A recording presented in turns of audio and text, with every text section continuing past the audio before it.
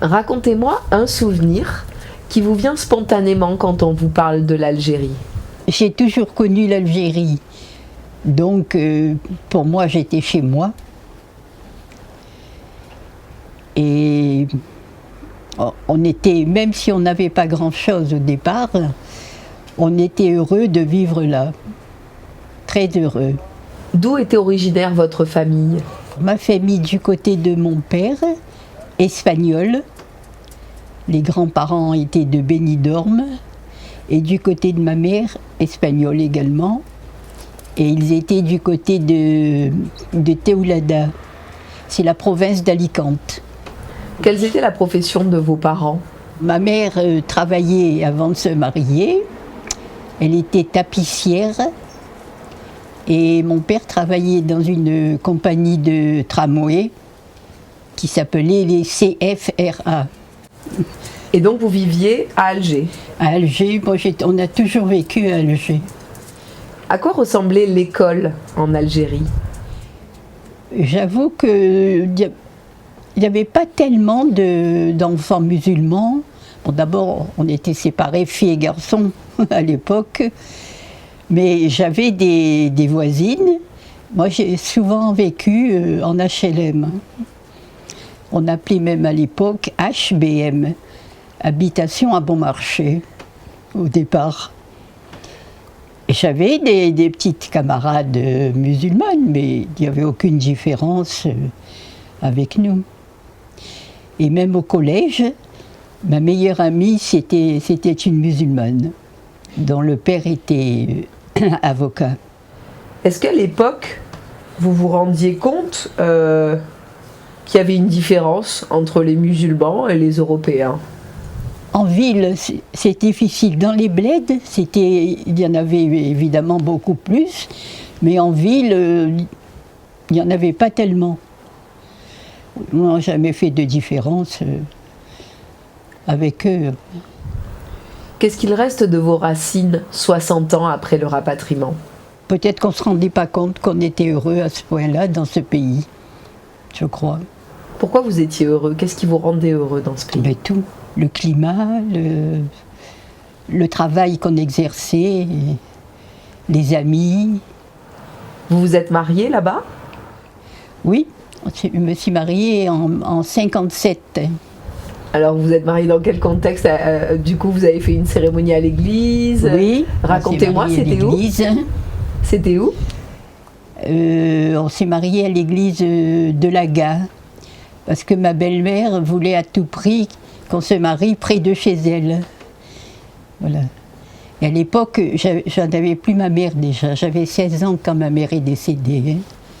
Et j'ai continué à vivre avec mon père et mes frères. Racontez-nous une anecdote autour de la cuisine en Algérie.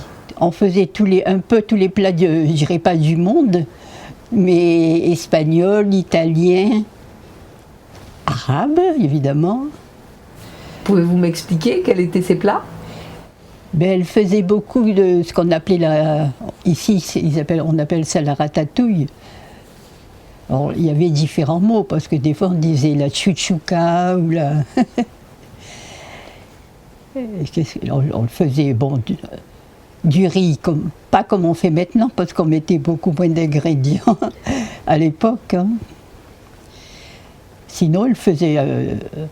Par contre, le dimanche, c'était le poulet. Étant donné que l'agneau était beaucoup moins cher, on mangeait plus facilement en semaine un gigot que maintenant. Mais le dimanche, on commandait, en partant à la messe, ma maman commandait un poulet, et au retour de la messe, il était prêt à être cuisiné. Quelle est la particularité, selon vous, d'un pied noir, d'un Français né en Algérie? Comment vous pourriez le décrire? Si c'est la façon dont on a été élevé, le pied noir, c'était un super Français. Mon père nous a toujours appris à aimer la France plus que la famille. Quand vous pensez à l'Algérie, est-ce qu'il y a quelque chose qui vous fait pleurer? Oui, c'est surtout quand j'entends la Marseillaise. Pourquoi? Mais Bon, il y a des tas de souvenirs, c'est sûr, mais c'est dommage qu'on ait perdu ce beau pays. À quel âge vous avez quitté l'Algérie? En 62, j'avais 33 ou 34 ans, quoi.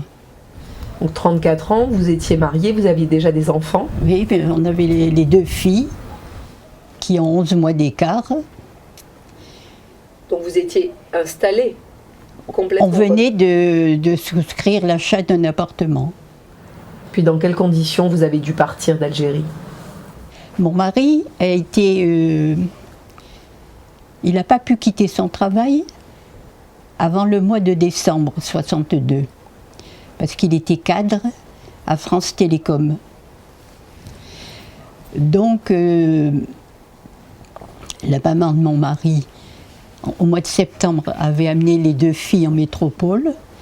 Et moi, j'étais restée avec mon mari, et nous sommes rentrés en décembre. Nous avons travaillé jusqu'au 2 décembre. Et uniquement le chef de centre était au courant de notre départ. On avait travaillé jusqu'à midi.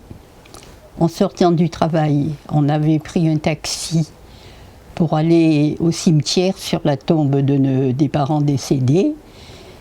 Et de là, on a pris l'avion et on est rentré en métropole. Vous avez pu préparer ce départ?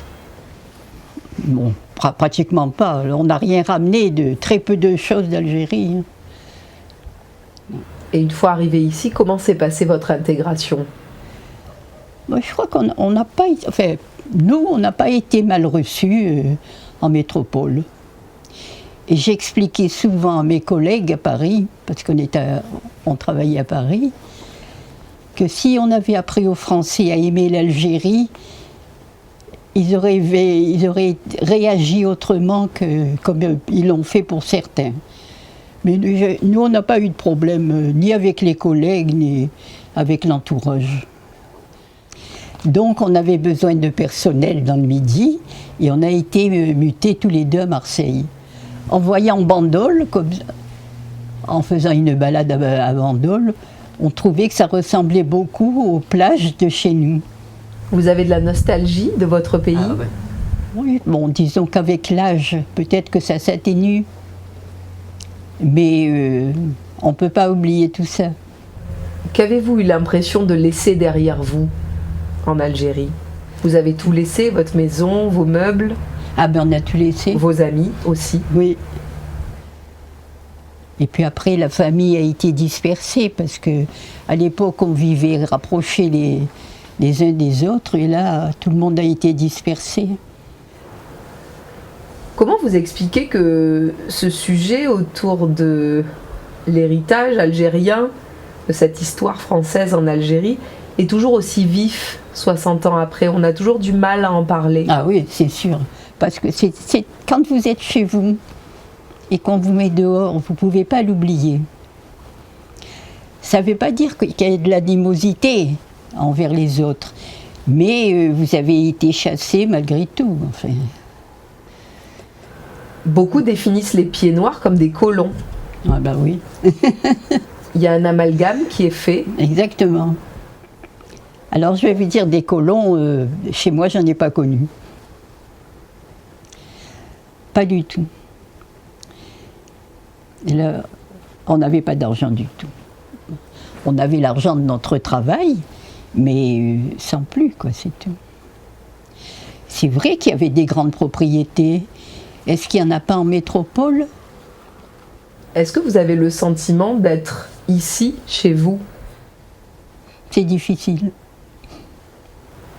Pourquoi? Je sais pas. On ne peut pas dire qu'on soit mal, on est bien, mais il manque un petit quelque chose d'ancien, je pense. Est-ce que vous pensez qu'un travail de mémoire est nécessaire aujourd'hui, 60 ans après le rapatriement, pour tenter de mieux comprendre cette histoire et de mieux comprendre les pieds noirs? Oui, je pense que oui. Parce qu'encore aujourd'hui... Parce que j'avais dit une fois à une collègue, je l'ai peut-être déjà dit, je lui avais dit que si on avait appris aux Français à aimer l'Algérie, je l'ai dit, ils n'auraient pas ils n'auraient pas traité certaines personnes comme elles ont été traitées quand elles sont rentrées.